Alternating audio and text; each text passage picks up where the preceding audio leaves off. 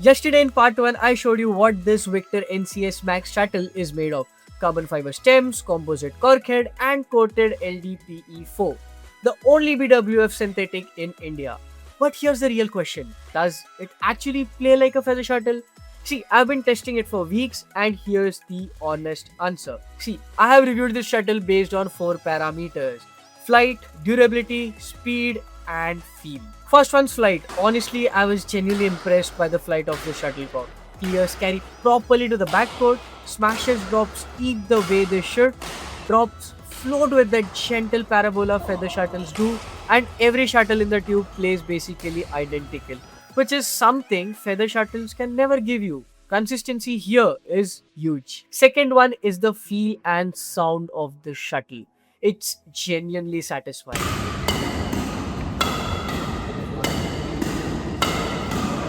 That composite cork head gives you a proper thunk on every hit, about 85% of a real feather shuttle.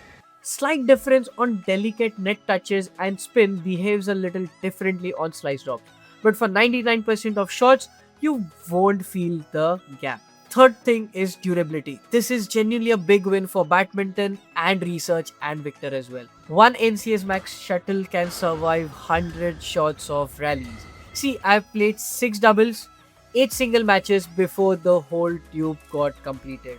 It is a highly durable shuttle for sure. But being honest, some individual feathers can break early on very hard smashes. Overall, though, it's a massive cost saving. So my final verdict is gonna be with feather shuttles prices up by almost 150% in 2 years. This plays at 85 to 90% of feather quality with 3x to 4x of durability. And BWF now approving it for real tournaments, the NCS Max is genuinely the smartest shuttle purchase you can make in India right now. This is the future of badminton and it's already here. If you feel like buying this, we are offering it at the best prices in India. Comment NCS Max and I'll DM you the buying link.